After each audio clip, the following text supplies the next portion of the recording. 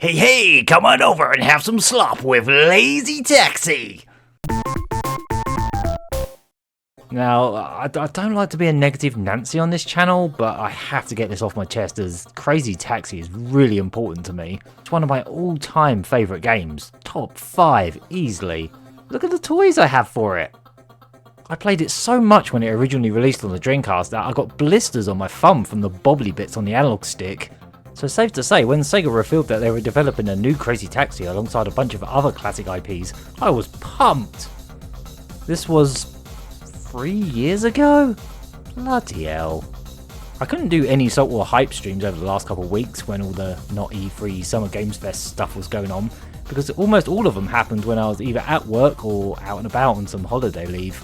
But there was a teaser image on social media recently showing a taxi sign, and the Offspring appeared in a music video riding inside a yellow taxi on the day of Summer Games Fest.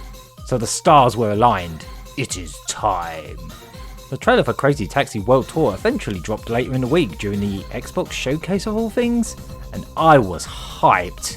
They got the Offspring music. It appears to have the original arcade map. There's some silly new mission stuff like fishing for sharks and carrying a big pile of pizza boxes, and it's coming to the Switch too, the console I just bought. It's all I want, yeah. The art style of the characters is a little bit Fortnite, but whatever, who cares? You're not going to be staring at the characters all that often. You're mostly going to be glued to the butt of a taxi cab. But then sometime later, the Steam page went up and, why is there an AI disclosure? At Sega Corporation, we utilize generative AI as a support tool for developers, aiming to provide better content for our users and enable developers to focus more on creative tasks. We use such generative AI support tools during development of Crazy Taxi World Tour. No AI was used in reference to the performers in the game. Okay. This is way too vague. I wouldn't be surprised if they used ChatGPT to write this dribble. This, honestly, felt like a punch to the gut. It completely deflated any hype I had for it. I was generally upset about it. This is so unlike Sega up to this point. They've never done this before as far as I know. The sheer audacity of using the plagiarism machine for this game when Sega back in the day sued the devs of The Simpsons Road Rage for stealing the gameplay mechanic of an arrow pointing at a destination to drop people off is frankly laughable. They needed to own up. This is far too cryptic. What does it mean? In an interview, they attempted to clarify and, yeah. So, to get a little bit more detailed about our design process, our artists and designers, they actually went to the actual locations and they took references, and based on that, they came up with the designs. And generally, AI is just one part of that and is used as a hint or part of their ideation. So rest assured, everything in the final product is going to be original. This doesn't clear up anything. They went to the locations and took photos, so why did they need AI at all? Why does Crazy Taxi, of all things, need this? I don't personally know any of the artists that worked on the game, so I don't want to assume they're lazy bums. I wouldn't be surprised if this is some high-up management mandate, ramming it down the staff's throats like, "You gotta use AI because we gotta tell our investors we're using it." This is happening everywhere at the moment. For all we know, these artists could be getting thrown under the bus when it's not their fault. Maybe they looked at the generated images and were like, nope, this is worthless, I'll do my own thing. But take a look at this cafe sign in the game footage. Looks very quickly cobbled together in Canva, to be honest. That alone is setting off alarm bells for me. I'm not going to use the soul-less word, but that alone makes me feel like this might be lacking heart, that punk rock energy that Crazy Taxi is supposed to have. I'd love to be proven wrong. Could be a placeholder, this game ain't out till next year after all. Hell, I'll take the in-game advertising corpo logos over AI. We are after all talking about a game where the customers would unironically say, "Take me to the original Levi's store." It's like people only do things because they get paid. And that's just really sad. Apparently this new game does have real world shops and restaurants in it, like Five Guys and a Funko store? Sure, whatever. I just find stuff like that funny more than anything. Gotta pay this taxi driver $250 to drive me around the corner so I can grab some Funko Pops. Sega in general are having a bit of a weird PR month, aren't they? With both this and digging up the corpse of Tupac for Stranger Than Heaven for some reason. I'm not even gonna get into that here. Yeesh. I haven't really kept up with what the Offspring have been up to lately, but sometime last year they did an AI generated music video. Ugh, are you kidding me?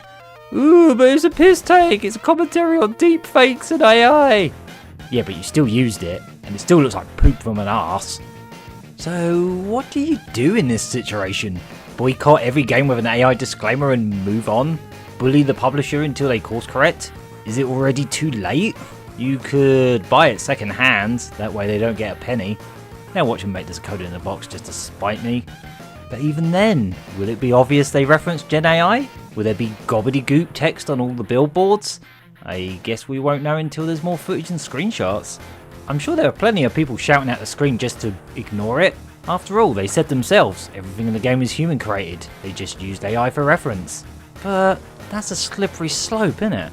This cuts out the need for concept artists, doesn't it? And if you accept and tolerate this, what will the big companies take away from that?